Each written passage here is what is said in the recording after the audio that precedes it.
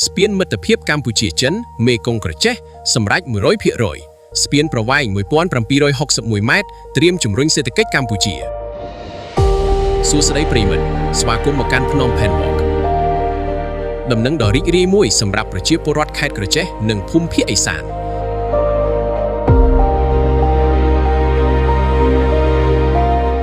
ស្ពានមិត្តភាពកម្ពុជាចិនមេគង្គក្រចេះបានសម្រេចការសាងសង់ 100% ជាផ្លូវការ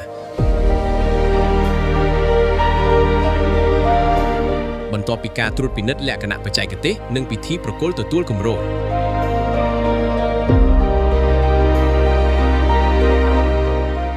ស្ពាននេះមានប្រវែង 1761 ម៉ែត្រនិងទទឹង 13.5 ម៉ែត្រភ្ជាប់ស្រុកចិត្តបុរីនៅត្រើយខាងកើតទៅស្រុកព្រែកប្រសប់នៅត្រើយខាងលិចខេត្តក្រចេះ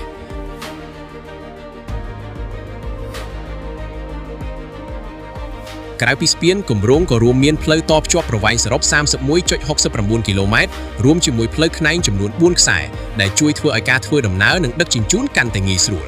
ការត្រួតពិនិត្យបានផ្ដោតលើគុណភាពសំណង់តួស្ពានផ្លូវប្រព័ន្ធបង្ហូរទឹកភ្លើងបំភ្លឺបរិក្ខារសុវត្ថិភាពចរាចរណ៍និងផ្លាកសញ្ញាដើម្បីធានាថាគម្រោងមានសុវត្ថិភាពរឹងមាំនិងអាចប្រើប្រាស់បានយូរអង្វែងគម្រោងនេះបានបើកការដ្ឋានសាងសង់នៅថ្ងៃទី 2 ខែមករាឆ្នាំ 2023 ដោយក្រុមហ៊ុន Shanghai Construction Group SCG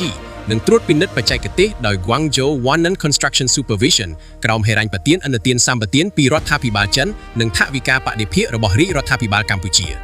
ការបញ្ចប់គម្រោងនេះគឺជាជំហានដ៏សំខាន់ក្នុងការពង្រឹងបណ្ដាញដឹកជញ្ជូនជាតិភ្ជាប់តំបន់កណ្ដាលទៅភូមិភាគឦសានបង្កើនប្រសិទ្ធភាពដឹកជញ្ជូនទំនិញកសិកម្មឧស្សាហកម្មទេសចរណ៍និងទាក់ទាញការវិនិយោគថ្មីៗអ្នកយល់យ៉ាងណាចំពោះស្ពានមិត្តភាពកម្ពុជាចិនមេគង្គក្រចេះសូមបញ្ចេញមតិនៅខាងក្រោមកុំភ្លេចចុច like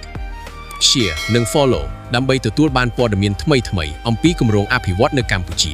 សូមអរគុណ